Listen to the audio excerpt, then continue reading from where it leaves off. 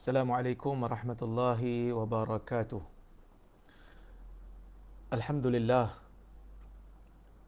nahmaduhu wa nasta'inuhu wa nastaghfiruh wa na'udzu billahi min syururi anfusina wa min sayyiati a'malina. Man yahdihillahu fala mudilla lah wa man yudlilhu fala hadiya lah. Asyhadu an la ilaha illallah wahdahu la syarika lah wa asyhadu anna Muhammadan 'abduhu wa rasuluh. Allahumma salli wa sallim ala Muhammad wa ala alihi wa sahbihi ajma'in, amma ba'd. Muslimin dan muslimat yang dirahmati Allah Subhanahu wa taala sekalian, alhamdulillah pada malam ini kita dapat bersama-sama secara maya untuk berjumpa, bertemu, berbicara serba sedikit. Saya kira lama jugalah saya tak bersiaran secara langsung di page saya ni, disebabkan oleh kerana kesibukan tugas saya sebagai ketua jabatan di UPSI, di Jabatan Pengajian Islam. Jadi kekangan itu menyebabkan saya tidak dapat untuk bersiaran secara langsung. Tetapi walau bagaimanapun saya juga ada menulis beberapa artikel-artikel walaupun saya tidak dapat bersiaran secara langsung. Ada juga yang bertanya, dia kata bila nak live lagi kan. Sebenarnya bagi saya lah, ustaz-ustaz lain pun, sahabat-sahabat saya yang lain, Ustaz Dr. Kamilin, Maulana Fakhrul Razi, Dr. Maza, Ustaz Salman Ali umpamanya, mereka sudah live. Jadi itu pun bagi saya sudah memadai. Saya ni orang kata sebagai menambah-nambah je lah. Kalau orang kata dalam bahasa Melayu ni kalau ada pun tidak menambah, kalau tak ada pun tak berkurang. Cuma insya-Allah pada hari ini kita nak cerita sikit berkenaan dengan buku yang saya baru tulis. Buku ni baru saja diterbitkan. Mungkin ada yang kata tak kuat. Suara saya okey ke? Boleh dengar ke suara saya? Tak komen sikit bagi apa? Clear Ada yang komen aircon tak pasang. Memanglah. Saya duduk di Tanjung Malim. Tuan-tuan, saya duduk di Tanjung Malim. Jadi Tanjung Malim ni semalam hujan, hari ni pun agak mendung sikit. Jadi taklah begitu panas. Kipas sudah memadai lah. Orang kampung kan. Okey. Jadi saja nak bersembang lah dengan netizen-netizen yang mengikuti, yang selalu mengikuti page saya. Saya ucapkan terima kasih banyak kerana memberi sokongan kepada saya selama ini, sama ada sokongan moral ataupun sokongan berbentuk tulisan-tulisan, menghantar mesej, memberikan sokongan. Alhamdulillah, terima kasih banyak. Saya hargai sangat-sangat usaha tuan-tuan dan puan-puan dalam memberikan sokongan kepada saya. Baik, tuan-tuan dan puan-puan dan rahmati Allah sekalian, ni buku yang saya tulis. Dia lebih kepada buku yang santai sebenarnya ya. Buku yang santai, Q&A salat. Mudah lagi sunnah. Jangan salah faham bukanlah maksudnya saya nak kata buku lain tu tak sunnah. Tetapi kita nak cari asas daripada sunnah bagi setiap gerakan-gerakan dan bacaan-bacaan solat. Itu maksudnya. Sebab ada orang kata, dia kata, "Betul orang lain solat tak sunnah ke? Orang lain punya buku tak sunnah ke?" Bukan. Tak semestinya begitu. Maksud saya adalah saya berusaha untuk mencari hadis-hadis yang sahih di sisi para ulama dalam bacaan-bacaan dan dalam gerakan-gerakan. Ya, itu maksud saya. Dan buku ini juga saya tulis, ada banyak jugalah beberapa persoalan-persoalan yang menjadi khilaf di kalangan para ulama empat mazhab. Taklah begitu detail saya huraikan, tetapi saya sebutkan. Dan saya sebutkan hujah-hujah mereka secara ringkas. Bukan saya nak galakkan orang awam ni supaya campur-campur mazhab secara tiada disiplin, bukan begitu. Tetapi bila kita ni mengetahui, dapat pendedahan terhadap mazhab-mazhab yang berbeza, walaupun kebanyakan orang-orang kita, orang Melayu di Malaysia ni, Nusantara lah saya katakan, Kebanyakannya gerakan solat kita, bacaan solat kita memang kita belajar daripada mazhab Syafi'i kerana ustaz-ustaz kita ni mazhab Syafi'i. Yang itu saya tak nafikan. Tetapi tidak salah untuk kita jenguk, orang kata, mengetahui tentang gerakan-gerakan yang menjadi amalan bagi mazhab selain daripada mazhab Syafi'i. Bukan untuk kita campur-campur mazhab suka-suka tanpa disiplin, tidak. Tetapi sekadar untuk tahu. Sekadar untuk ilmu. Paling tidak, kalau kita pergi ke mana-mana, katalah kita pergi ke airport ke KLIA umpamanya, ataupun kalau kita pergi ke UIA umpamanya, ada student-student ataupun pelajar-pelajar antarabangsa di sana yang kadang-kadang solat mereka itu gerakannya sedikit berbeza dengan kita. Paling tidak kita akan terus dapat kenal pasti, ini dia tak ikut mazhab Syafi'i ni, dia ikut mazhab lain. Bukan untuk bergaduh. Berilmu ni bukan untuk bergaduh, tetapi untuk kita saling menghormati dan saling berlapang dada.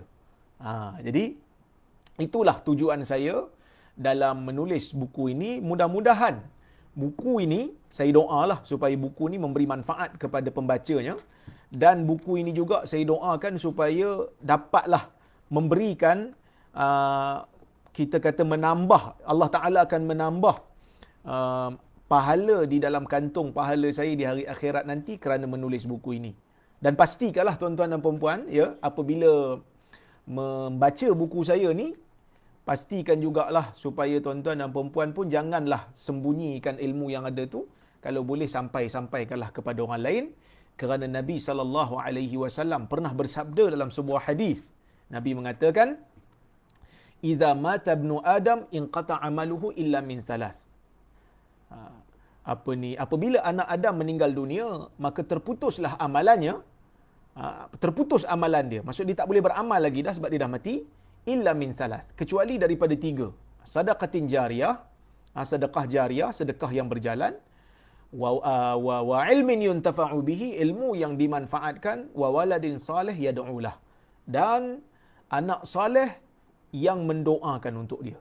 Jadi oleh kerana ilmu ini yang saya tulis ini, buku yang saya tulis ini mengandungi ilmu yang saya nukil daripada para ulama, maka oleh kerana itulah saya harapkan agar tuan-tuan dan puan-puan dapatlah menyampaikan ataupun menyebarkan ilmu tersebut untuk diamalkan. Ya, baik.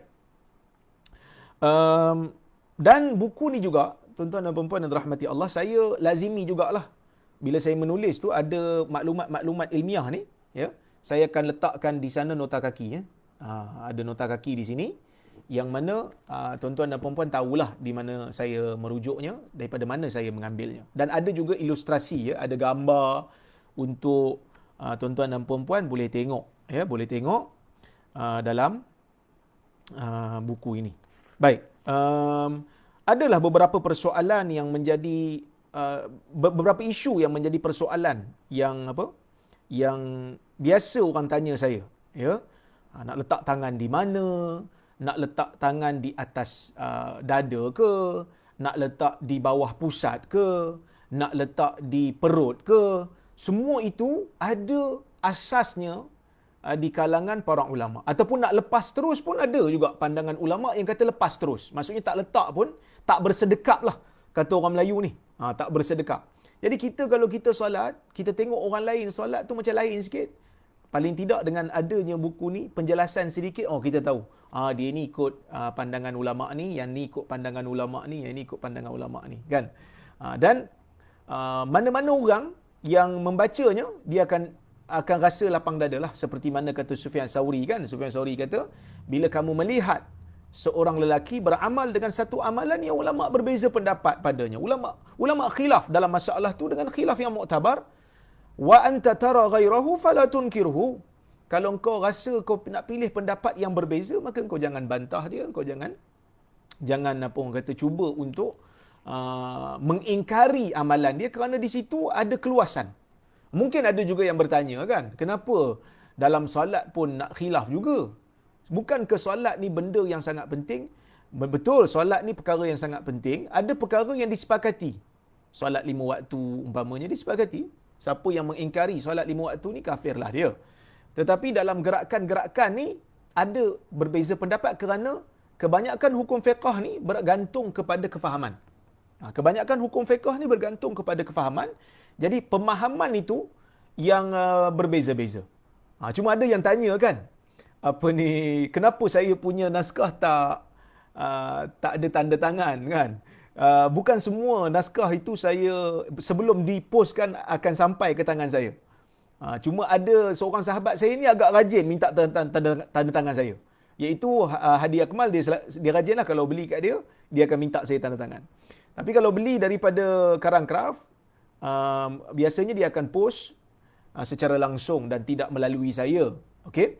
Jadi walaupun buku tersebut tak ada tanda tangan, bagi saya tidaklah mengurangkan nilai ilmu yang ada. Sedikit nilai ilmu yang ada dalam ni tidak berkurang walaupun tak ada tanda tangan.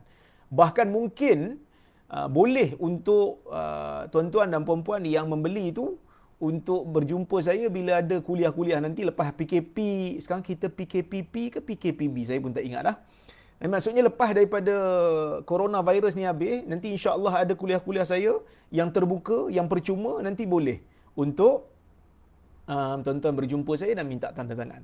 So saya boleh tanda tangankan insya-Allah. Tapi kalau ni baca dulu. Kerana yang penting tu bukan tanda tangan saya tu. Saya tanda tangan ke, saya tak tanda tangan ke, isinya tetap sama. Tapi saya faham. Kerana kadang-kadang ada juga kawan-kawan yang kata, Ustaz bukan faham, ini sentimental value. Jadi bila ada tanda tangan ni, dia rasa ada macam personal touch sikit dengan penulis. Saya bukanlah siapa-siapa, saya bukan VIP, saya orang biasa-biasa, orang kampung je. Tapi dia rasa macam kalau penulis tanda tangan tu maksudnya dapatlah sedikit, orang kata sentuhan daripada penulis tu sendiri. Saya fahamlah yang tu. Jadi insya-Allah kalau siapa-siapa yang dah beli tapi tak dapat tanda tangan tu, insya-Allah nanti kalau ada kuliah saya, mari datang jumpa, insya-Allah saya akan cuba tanda tangan, ya. Baik. Tuan-tuan dan puan-puan yang dirahmati Allah sekalian, ramai bertanya saya tentang isu-isu yang melibatkan salat. Saya tak naklah jawab semua, ya. Tetapi adalah beberapa perkara yang ramai kawan-kawan saya duk tanya, ya. Ramai kawan-kawan duk tanya. Benda ni berulang-ulang. Antara yang ditanya, ya. Antara yang ditanya adalah jap saya tengok balik soalan dia. Okey. Isu salat dalam keadaan berjarak. Kan sekarang ni orang yang nak pergi salat berjemaah dia kena ikut SOP yang ditetapkan. Jadi mereka telah pun menetapkan supaya saf itu dijarakkan kerana nak mengurangkan risiko jangkitan. Jadi ada orang tanya, bukankah kita bila salat berjemaah ni perlu untuk merapatkan saf? Saya sebut di sini tuan-tuan dan puan-puan yang dirahmati Allah sekalian, hukum merapatkan saf di dalam salat berjemaah dituntut. Cuma para ulama berbeza dalam pendapat tentang hukum adakah ia wajib ataupun sunnah. Manakala adapun pendapat majoriti ulama mengatakan merapatkan saf ini sunnah, bukanlah wajib. Dia bukan syarat sah untuk solat berjemaah. Dia adalah sunnah. Manakala sebahagian ulama, minoriti ulama mengatakan ia wajib. Walau bagaimanapun, saya cenderung kepada pendapat yang mengatakan solat berjemaah ini kalau tidak rapat pun, renggang sikit pun sah hukumnya, tetapi tak dapatlah pahala merapatkan saf. Itu dalam keadaan biasa. Tapi dalam keadaan sekarang, oleh kerana kita nak mengawal mengawal wabak, bagi saya dalam isu ni wajib untuk kita taati perintah ulil amri, perintah arahan pemerintah yang telah mendapat nasihat daripada ahlul khibrah, yang telah mendapat nasihat daripada pihak yang berwajib, yang mempunyai kepakaran dalam isu ni. Sebab Allah Taala sendiri minta arahkan kita supaya kita bertanya kepada orang yang tahu dalam sesuatu isu bila kita tak tahu. Fas'alu ahla dzikri in kuntum la ta'lamun, kan? Tanyalah kepada orang yang tahu jika kamu tidak tahu. Jadi bila kita dia setiap negeri ni tuan-tuan dan puan-puan ada dia punya majlis fatwa di sendiri, Dan majlis fatwa ni akan bersidang dan buat hukum. Dan mereka ini, setiap negeri punya ahli fatwa ini, mereka ni ada kepakaran dalam bidang agama. Ada yang pakar dalam bidang fiqh, ada yang pakar dalam bidang maqasid, ada yang pakar dalam bidang akidah, ada yang pakar dalam bidang muamalat dan sebagainya. Dan mereka akan mendapat nasihat daripada Kementerian Kesihatan, daripada situ mereka akan buat keputusan. Dan mereka juga berusaha semampu mungkin untuk menjadikan kita ni boleh salat di masjid. Cuma kita berhadapan dengan situasi wabak yang mana menjaga nyawa adalah salah satu daripada maqasid syariah yang perlu dijaga. Bahkan menjaga jarak ini pada waktu ni bagi saya merupakan tuntutan daripada maqasid syariah. Kenapa? Kerana kalau kita tak jaga jarak sehingga berlaku sahaja jangkitan besar-besaran, jadi kluster baru pula, dia akan menyebabkan orang akan anggap agama kita sebagai agama yang menyusahkan orang lain. Kita kena ingat dalam satu hadis, Nabi SAW tidak membunuh orang munafik. Nabi tak bunuh orang munafik. Walaupun orang munafik ni banyaklah buat kerosakan di Madinah. Walaupun orang munafik ni sebenarnya menyembunyikan kekufuran dan seumpamanya, mengkhianati dan seumpamanya, tapi Nabi tak bunuh kerana orang tak tahu mereka itu munafik. Orang luar tak tahu. Jadi Nabi tak bunuh kerana Nabi kata supaya orang tak mengatakan Muhammad ni membunuh sahabat dia sendiri. Sebab orang nampak dia sahabat, orang nampak dia Muslim. Walaupun dia jahat. Ini menunjukkan bahawasanya menjaga nama baik agama juga merupakan salah satu daripada maqasid.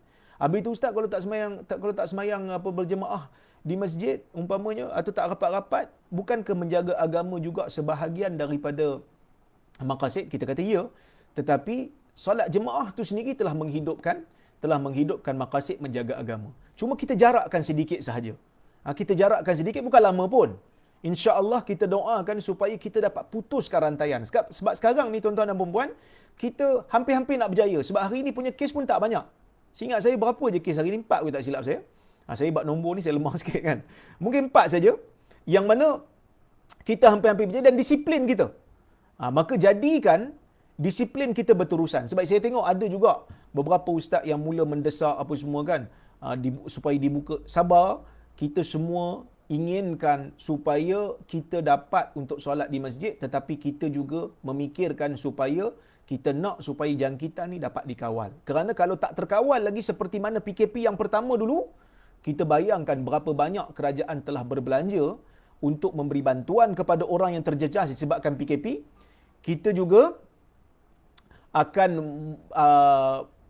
kerajaan juga akan mengeluarkan belanja yang besar untuk buat swab, untuk buat saringan, yang mana saringan ni mungkin 2 kali kena buat, bukan sekali. Sekali buat pun dah berapa puluh ringgit kos dia. Jadi banyak benda yang akan dikorbankan hanya semata-mata kerana kita buat kepala sendiri lah orang kata. Kata budak-budak muda ni buat pala tau kan. Jadi itu salah satu daripada perkara yang ramai sangat tanya. Kan, ramai sangat tanya saya, macam mana ustaz solat berjemaah dengan jarak-jarak ni? Adakah ia termasuk dalam perkara yang dilarang dalam agama? Kalau dalam keadaan biasa, ya, kita kena rapatkan. Dituntut untuk rapatkan, sunat. Memang sunat. Dituntut sangat-sangat. Tetapi dalam keadaan coronavirus ni, bila ahli Kementerian Kesihatan kata kena berjarak, kita berjarak dulu. Yang penting kita dapat solat di masjid. Kan? Yang penting kita dapat solat di masjid. Saya tak nafikan. Bahkan saya sendiri pun masa solat jemaat kali pertama selepas PKP minggu lepas, waktu solat Jumaat tu, rasalah orang kata apa, sebabnya kerana nikmatnya dapat solat di masjid setelah berapa bulan kita tidak dibenarkan untuk solat Jumaat di masjid, mendengar khutbah dan seumpamanya. Jadi kita ada rasa sedih, kita ada rasa happy dalam keadaan, kita ada seronok dalam keadaan kita boleh solat. Jadi kita patuh dulu dengan arahan pemerintah dalam isu ni. Setiap negeri ada SOP masing-masing berdasarkan kepada kes yang ada di negeri masing-masing. Dan setiap negeri ada ahli fatwanya, ada muftinya.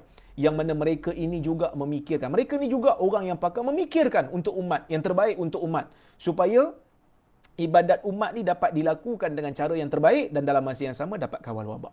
Okey? Itu soalan yang biasa orang tanya saya lah. Baik, kemudian kita pergi kepada soalan yang berikutnya ada yang bertanya saya ni, dia kata, apakah persediaan bagi bapa untuk menjadi imam salat berjemaah bersama keluarga? Ini merupakan salah satu daripada um, hikmah Allah Subhanahu Wa Taala berikan kepada kita dalam keadaan kita dikurung, ada hikmahnya. Walaupun ada yang merasakan mula-mula tak selesa, pada mula-mula rasa macam stres, pada mula-mula rasa macam nak keluar, tapi tak boleh. Jadi, tiba-tiba ada hikmah yang Allah Ta'ala nak bagi. Apa dia? Bukan hanya bapa-bapa di rumah dapat menjadi imam untuk solat fardu, bahkan bapa-bapa di rumah menjadi imam untuk solat tarawih. Kan?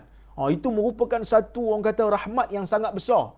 Walaupun adalah orang duk sindir, orang duk troll, asyik qul huwallahu ahad je, qul huwallahu ahad je. Bagi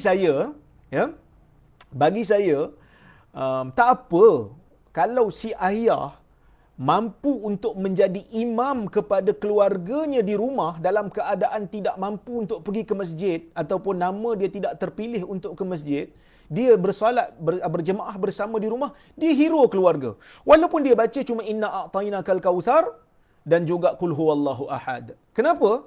Kerana bagi saya dia dah cukup beranilah. Sebab sebelum ni tak semua orang berani nak jadi imam. Bukan semua orang berani nak jadi imam. Jadi imam takut ni, kan? Jadi bila mana berlaku keadaan PKP ni, ramailah ayah-ayah yang telah berpengalaman menjadi imam.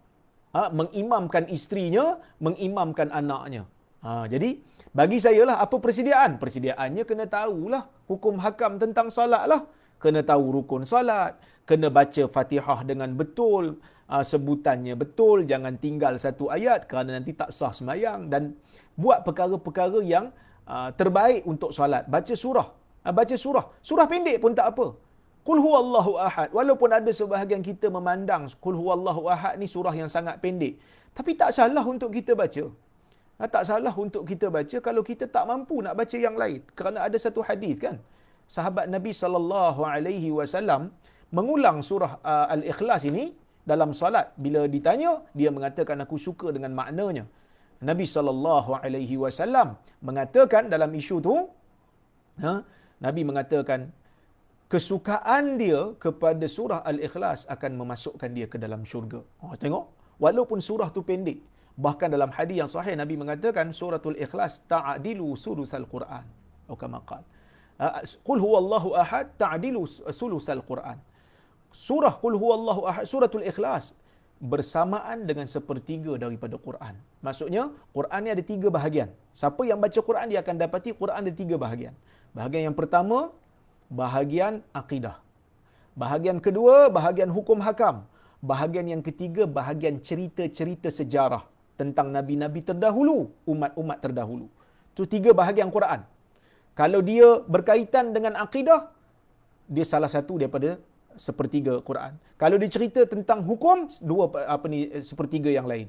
Cerita sepertiga yang lain. So, suratul Ikhlas bercerita tentang akidah, bercerita tentang tauhid, bercerita tentang sifat Allah. Maka dia berkaitan dengan akidah, maka dia sepertiga daripada Quran. Tapi usahalah, ayah-ayah usahalah untuk kita baca juga surah-surah yang lain. Hafallah surah-surah yang lain untuk kita kita panggil apa? Menaik tarafkan kualiti solat kita. Kalau handphone pun kita tukar, 2 tahun sekali tukar handphone, dapat handphone yang baru, tapi takkanlah solat kita tidak bernaik taraf daripada yang baik kepada yang lebih baik dan seumpamanya. Jadi, bapa-bapa, teruskan usaha. Kalau solat di rumah, berjemaah dengan keluarga, itu lebih baik daripada solat bersendirian. Teruskan usaha yang baik ini, dapatkan orang kata apa, keyakinan untuk kita menjadi imam. Teruskan. Saya sangat-sangat suka, bahkan saya sendiri bersolat berjemaah dengan anak-anak dan juga isteri di rumah. Waktu PKP baru ni. Menjadi imam, kemudian bersolat tarawih bersama dengan keluarga. Ya, baik. Yang kedua, cuma bagusnya juga, bila masuk aja PKP ni, orang tak boleh keluar rumah, kan. Jadi tak adalah gaduh sangat nak solat 8 ke 20, kan. Kerana bapa-bapa buat 8 tu pun kira dah 1000 rahmat dah. Tak adalah gaduh lah tahun ni, tak dengar lah lagi 8 ke 20. Sebab apa? Sebab bapa rasa buat 8 tu pun dah kira 1000 rahmat dah kan. Jadi tak ada gaduh. Itu pun hikmah juga Allah Taala berikan kepada kita waktu PKP ni. Okey. Kita tengok soalan berikutnya. Adakah wajib niat menjadi imam sekiranya bermakmumkan anak kecil yang belum mumayyiz yang mahu solat bersama? Ini satu benda yang kita kena tahu ya. Solat ni merupakan satu tuntutan daripada Allah Subhanahu Wa Taala. Dia wajib ke atas apa? Dia wajib ke atas orang yang berakal. Dia wajib ke atas orang yang baligh. Ya. Baik. Berakal dan baligh. Jadi kalaulah seorang budak tu dia belum baligh tapi dia berakal, maka dia tak wajib untuk solat. Cuma kalau dia tu mumayyiz. Kalau dia mumayyiz. Mumayyiz ni apa? Mumayyiz ni kita tahulah. Mumayyiz ni maksudnya budak yang boleh membezakan yang baik dan yang buruk. Budak yang boleh memahami arahan kita. Sebahagian ulama meletakkan umur mumayyiz ni 7 tahun. Ada sebahagian ulama yang lain mengatakan dia tidak ada had pada umur. Kerana ada kanak-kanak yang lebih awal menjadi mumayyiz. Yang lebih awal memahami arahan. Kan? Yang boleh membezakan yang baik dan yang buruk, yang boleh membezakan arahan yang kita bagi pada dia. Ada yang kata bawah daripada 7 tahun pun sudah memahami arahan. Jadi kalau budak ni sampai kepada tahap mumayyiz, maka kalau dia solat dia sah. Solat dia sah, tetapi dia tak wajib solat kerana dia belum baligh. Tapi kalau budak ni belum mumayyiz lagi, bila belum mumayyiz maknanya solat tak sah. Macam mana kita nak suruh dia solat? Kerana dia pun tidak memahami arahan. Dia pun tak tahu tentang hukum hakam solat. Kan? Kadang-kadang anak kita yang umur 4 tahun ni, kita suruh dia solat, rakaat pertama elok je dia solat dengan kita, rakaat kedua dia dah berlari dah. Rakaat kedua dia dah pusing-pusing, lompat-lompat dah. Jadi dalam keadaan ini, maka tidak perlulah untuk kita niat menjadi imam kalau kita bersolat dengan anak kita yang belum mumayyiz lagi. Tapi kalau dah mumayyiz boleh. Ya. Baik. Kemudian kita tengok kepada yang berikutnya, sekiranya suami bersalaman dengan isteri selepas solat, adakah batal wuduk keduanya? Kalau kita lepas solat, katalah lepas solat maghrib kan? Lepas solat maghrib, kita pun salamlah dengan isteri. Salam dengan anak-anak, salam dengan isteri. Sentuhlah kulit kita dengan kulit isteri. Adakah batal wuduk? Sebab lepas ni nak solat isyak pula. Ulama berbeza pendapat dalam waktu ini. Ya. Ulama berbeza pendapat dalam isu ni, yang mana dalam mazhab Syafi'i mengatakan apabila seorang lelaki menyentuh wanita yang bukan mahramnya, sama ada sengaja ataupun tidak, sama ada isterinya ataupun tidak, maka hukumnya batal wuduk. Hukumnya adalah batal wuduk. Jadi kena ambil wuduk semulalah. Dua-dua kena ambil wuduk semula. Okey. Tapi di sana ada mazhab yang berbeza, iaitu mazhab Hanafi. Mereka mengatakan tidak batal kerana ayat Quran yang digunakan oleh mazhab Syafi'i untuk mengatakan wuduk tu batal, mereka mentakwilnya dengan makna bersetubuh. Maka kalau bersetubuh baru batal. Mazhab Hanbali pula mengatakan, mazhab Hanbali pula mengatakan batalnya wuduk apabila wujudnya syahwat. Maksudnya kalau kita pegang tu untuk bersedap-sedap, untuk bersyahwat, timbul syahwat, maka batal wuduk. Kalau tidak, maka tidak. Berdasarkan hadis-hadis yang ada. Cuma mazhab Syafi'i pun bukanlah dia nak lawan hadis. Cuma mereka mentakwilkan. Mereka mentakwilkan hadis tersebut dengan mengatakan mungkin ada hadis yang mana Aisyah tersentuh kaki Nabi waktu Nabi sedang sujud. Hadis itu hadis sahih. Aisyah cari Nabi pada waktu malam, tak nampak, tiba-tiba tangan Aisyah betul-betul landing di atas kaki Nabi sallallahu alaihi wasallam. Jadi kalau mazhab Hanbali kata kalau sentuh semata membatalkan wuduk, dah tentu Nabi punya solat tu jadi batal sebab wuduk batal, kan? Tapi mazhab Syafi'i mengatakan, mereka takwil, mereka kata mungkin ada lapik, mungkin Nabi memakai khuf, iaitu stokin kulit dan seumpamanya, kan? Jadi mungkin ada lapik, jadi sebab tu tak batal. Dalam isu ni saya cenderung kepada pandangan Hanbali, Tetapi kalau penonton sekalian lebih yakin dengan mazhab Syafi'i ataupun lebih nak berhati-hati, bagi saya tidaklah menjadi satu masalah. Tak jadi satu masalah, boleh. Kerana dalam isu ni adalah isu ijtihad, masing-masing beramal dengan apa yang dia yakini. Saya cenderung kepada mazhab Hambali dalam masalah ni. Wallahu subhanahu wa ta'ala a'lamu bissawab. Jadi penonton sekalian, saya ingin juga ingatkan, tadi Karang Kerah bagi tahu kepada saya, adalah waktu live ni, ada apa disebut tadi, editor duk sebut pada saya tadi, dia kata siapa yang order buku pada malam ini, waktu live sedang berlangsung, akan dapat free shipping untuk pembelian. Siapa yang beli, dia akan post percuma kot. Boleh order di www.karangkerahmall.com. Sepanjang live berlangsung saja ya. Kalau beli waktu ni, akan ada kita panggil free shipping. Okey. Baik. Kita tengok kepada soalan berikutnya. Ya.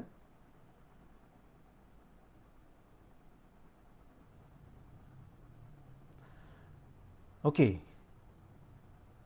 Apakah hukum seseorang mendukung anak kecil yang masih memakai lampin ketika menunaikan solat? Ini pun ramai juga orang tanya ni, kan? Boleh ke kita ni dalam solat dukung baby yang pakai lampin? Kita kena tahu dua benda.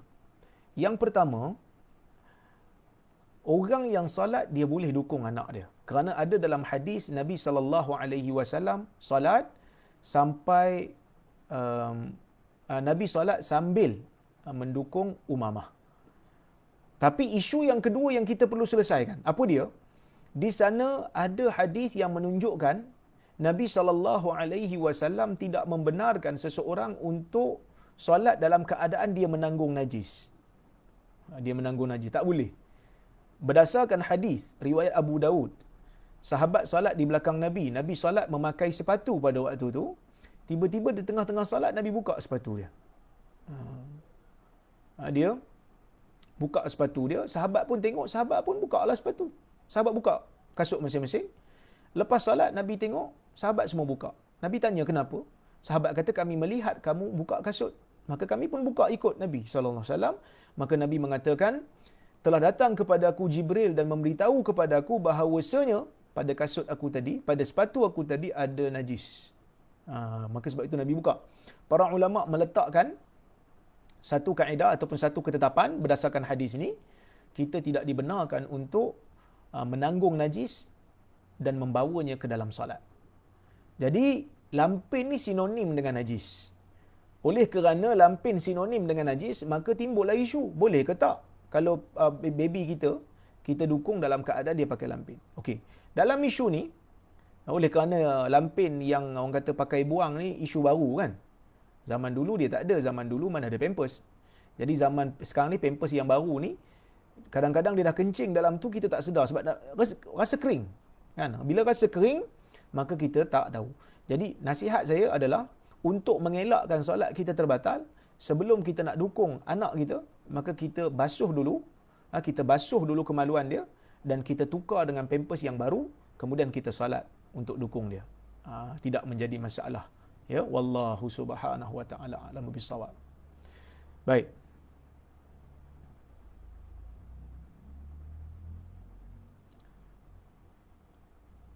Kemudian kita tengok kepada soalan berikutnya, boleh kongsikan cara terbaik mendidik anak menunaikan solat. Anak kecil yang kita nak didik dia untuk solat. Okey, dalam hadis Nabi SAW bersabda, Nabi kata, murru auladakum bis salah wa hum ibnu sab'i sinin wadribuhum 'alaiha wa hum abna 10 sinin. Atau kama qala, ya. Murru auladakum bis salah wa hum abna'u sab'i sinin, ya. Wadribuhum 'alaiha wahum abna'u 10 sinin. Okey, dalam au kama qala, Hadis ni hadis yang sahih. Nabi SAW mengarahkan, ya, kita sebagai penjaga ataupun ayah kepada anak-anak ni untuk mengajak anak-anak kita yang berumur 7 tahun untuk solat. Bila sampai 7 tahun ni 7 tahun Hijri, ya, bukan 7 tahun Masihi, ya, 7 tahun Hijri. Biasanya kalau 7 tahun Hijri ni 6 tahun Masihi tu dah dikira 7 tahun Hijri lah. Jadi kita ajak dia, jom solat, jom solat, jom solat, ya. Kemudian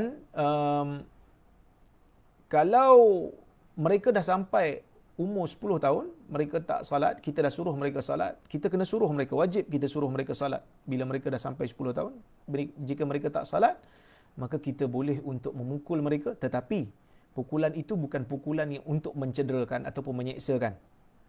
Pukulan tu bukan pukulan untuk mencederakan, tetapi pukulan tu adalah untuk kita didik dia, untuk bagi tahu bahawasanya apa yang mereka lakukan itu adalah suatu perkara yang salah pada pandangan agama.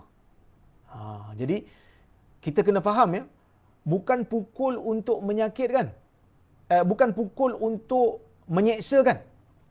Dia orang pun kecil lagi, tapi kita pukul tu untuk menunjukkan kita serius dalam masalah tersebut.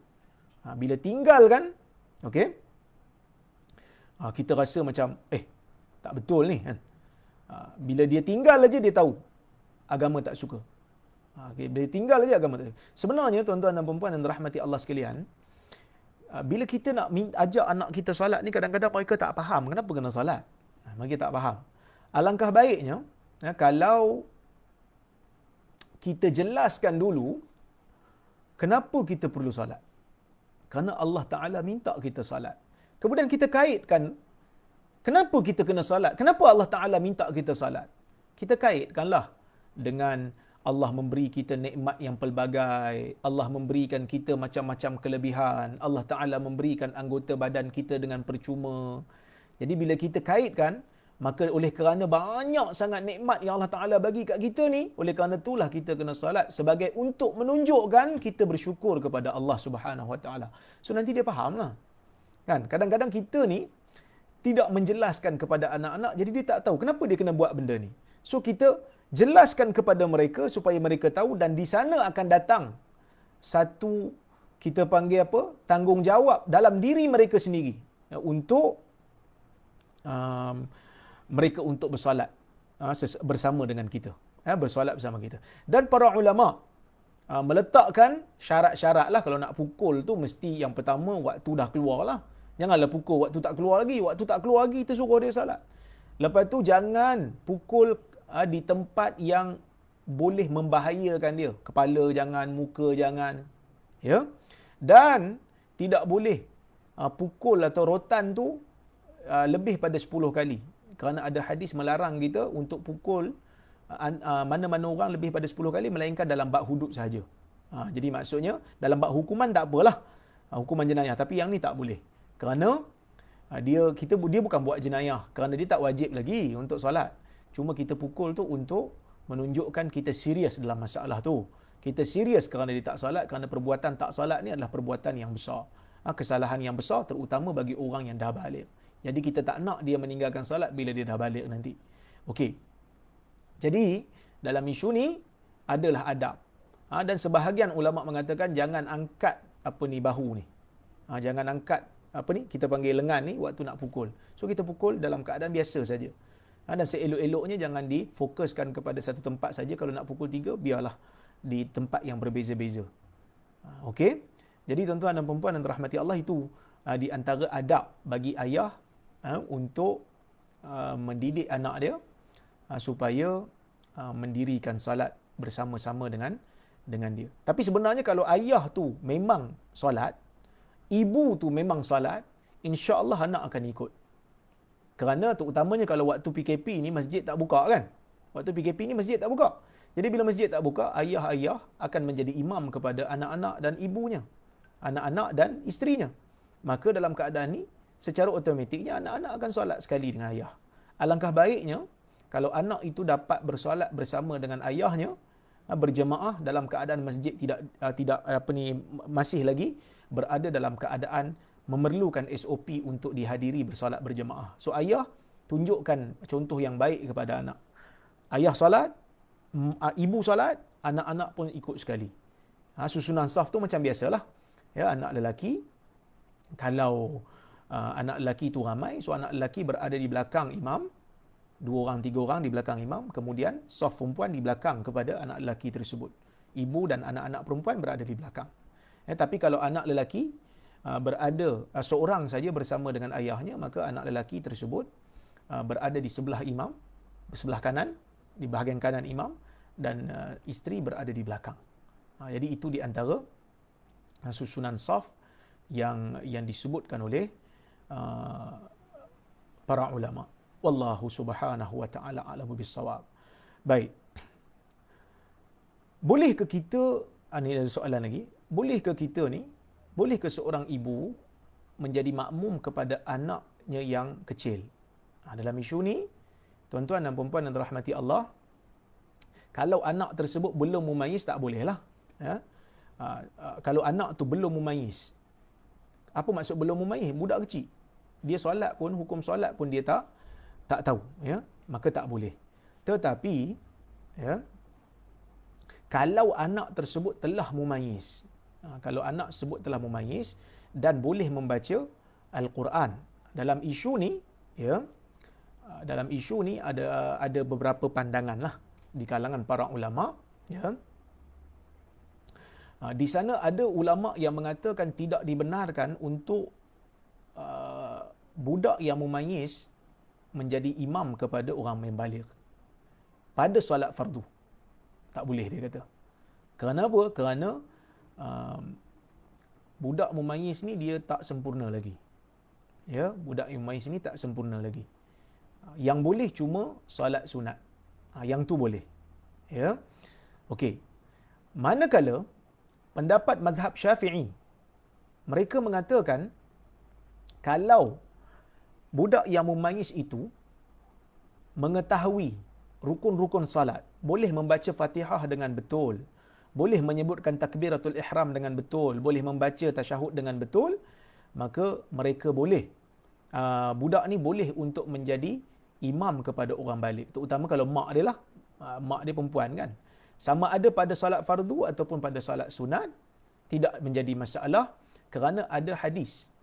Amr bin Salamah, ya, menjadi imam kepada kaum dia sewaktu zaman Nabi SAW, yang mana pada ketika itu dia baru berumur sekitar umur budak mumayyiz lagi.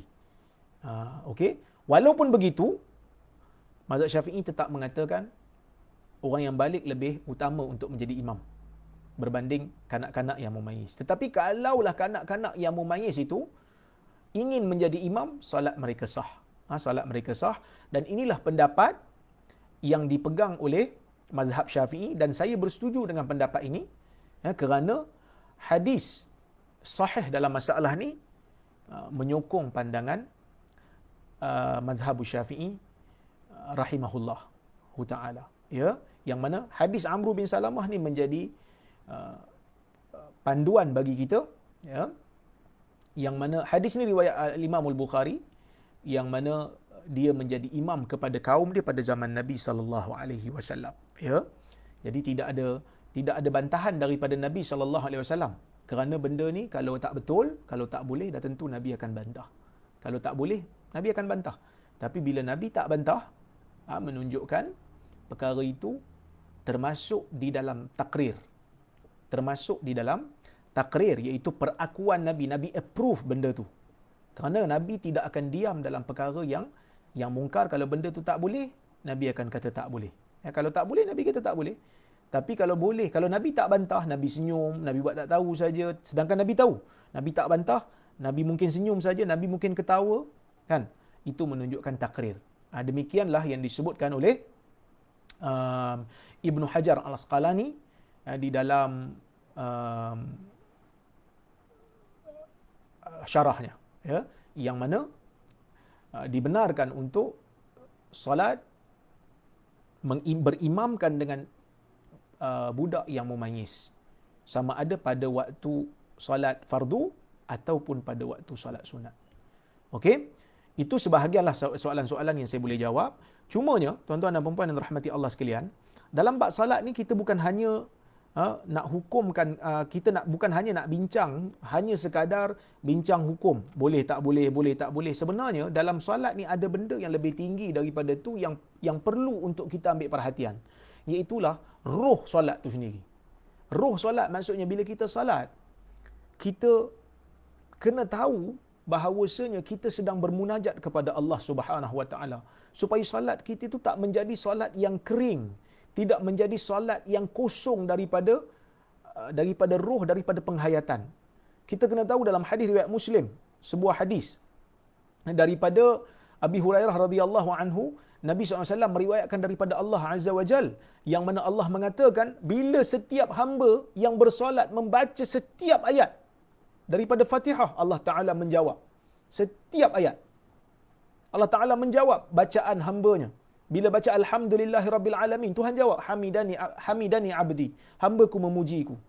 Bila jawab Ar-Rahmanir Rahim, bila hamba kata Ar-Rahmanir Rahim, Tuhan yang Ar-Rahman dan Tuhan yang Ar-Rahim, Tuhan menjawab setelah hamba membaca. Setelah hambanya membaca ayat tu, Tuhan jawab, Asna alayya abdi, hambaku memuji aku. Wa idza qala al-abdu Maliki yaumiddin, bila hamba membaca ayat pembela atau penguasa ataupun pemilik hari pembalasan yang sangat berkuasa pada hari pembalasan, maka Tuhan jawab, majjadani abdi, hambaku sedang mengagungkan aku. Maka tuan-tuan dan puan-puan yang dirahmati Allah sekalian, roh solat ni yang paling penting sekali. Roh solat ni kalau tak ada, maka kita tidak akan merasa nikmat di dalam solat. Yang mana dalam riwayat disebut, ju'ilat qurratu aini fi salah, dijadikan penyejuk mataku di dalam solat. Kenapa solat itu menjadi penyejuk mata? Kerana orang yang memahami tentang roh solat ni yang rasa nikmatnya solat. Yang mana bila kita baca ayat-ayat dalam Fatihah itu pun sebenarnya sudah cukup untuk menginsafkan orang yang beriman. Baca ayat Ar-Rahmanir Rahim, Tuhan yang Ar-Rahman, Tuhan yang Ar-Rahim, Tuhan yang bersifat dengan sifat rahmat. Bagi orang yang pernah buat dosa, bagi orang yang pernah terlibat dengan benda-benda yang tak elok, baca ayat ni, dia sedar bahawasanya Tuhan itu adalah Tuhan yang Maha Rahmat. Tuhan yang bersifat dengan sifat rahmat, Tuhan yang boleh menerima taubat hambanya. Maka dia bertaubat dan dia tak putus asa pada Tuhan dia. Bagi orang yang membaca Maliki yaumiddin, Tuhan yang menguasai hari pembalasan, Tuhan yang berkuasa, tidak ada yang berkongsi kuasa dengan dia.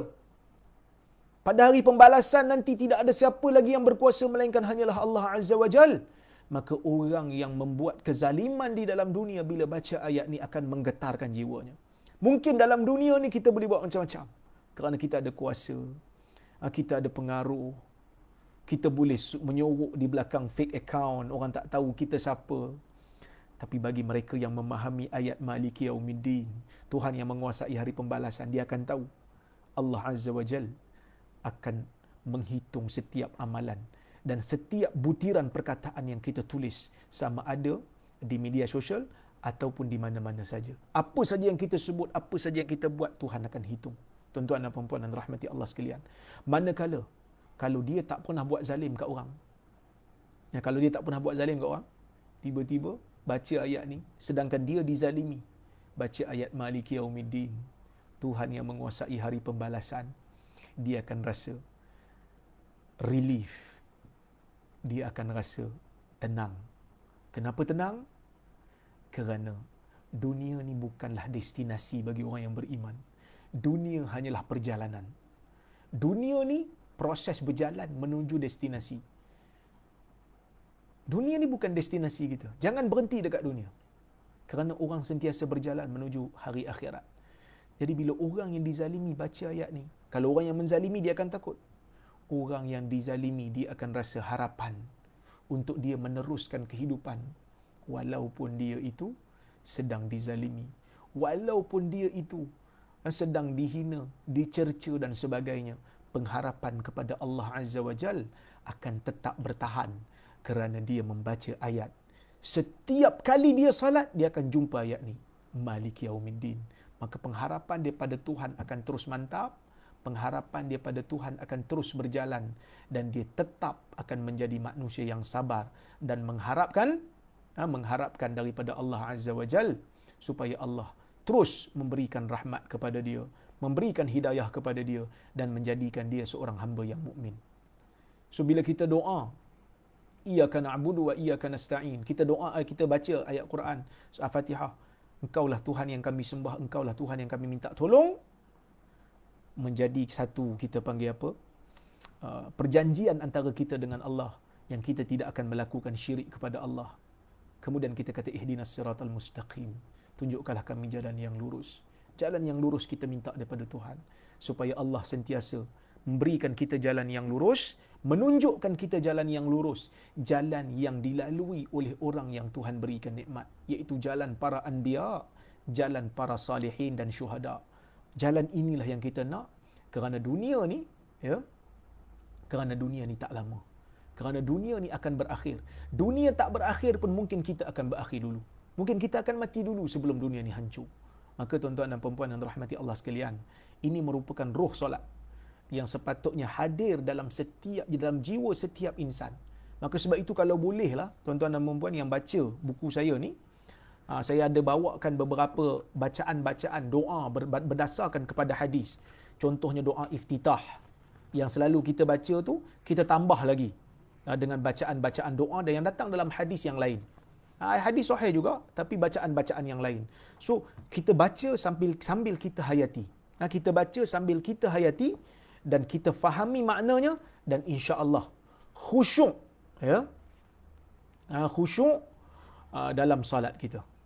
Mungkin ada yang kata ini apa, nak promosi buku apa? Tak, tuan-tuan dan puan-puan, kalau tuan-tuan beli satu pun nak bagi kawan pinjam tak ada masalah. Kerana saya bukanlah orang yang mengharapkan kekayaan pun daripada buku ni. Saya cuma mengharapkan agar buku ini dapat dimanfaatkan ilmunya. Bagi yang yang tak suka dengan saya tu, yang komen-komen apa semua tu, yang komen-komen tomahan apa semua tu, saya doakan supaya hidup anda sentiasa bahagia dan gembira. Tak ada masalah, saya tidak ada simpan apa-apa dendam kepada tuan-tuan dan puan-puan. Sekadar hanya nak kongsi apa yang saya tulis. Mudah-mudahan dia menjadi ilmu yang bermanfaat dan akan memberikan saya sedikit pahala. Jadi kalau dah baca, boleh bagi kawan pinjam ke buku, tak ada masalah. No problem, insya-Allah. Jadi saya ingat cukuplah sekadar tu untuk malam ini. InsyaAllah pada waktu-waktu yang lain kita bertemu lagi. Maafkan saya kalau ada perkataan-perkataan yang saya gunakan agak kurang bagus, agak kurang sesuai, agak tak kena kepada telinga tuan-tuan dan puan-puan yang dirahmati Allah Subhanahu Wa Taala. Jadi saya doakan semoga kita diberkati oleh Allah hidup kita, diberikan keceriaan dan kebahagiaan, dijadikan oleh Allah sebagai hamba-hamba yang soleh, insya-Allah, dan dapat mempertingkatkan kualiti amalan solat kita, insya-Allah. Jadi cukup sekadar itu, insya-Allah kita jumpa lagi pada masa-masa akan datang. Aqulu qawli hadha wa astaghfirullahal azim li wa lakum. Wassalamualaikum warahmatullahi wabarakatuh.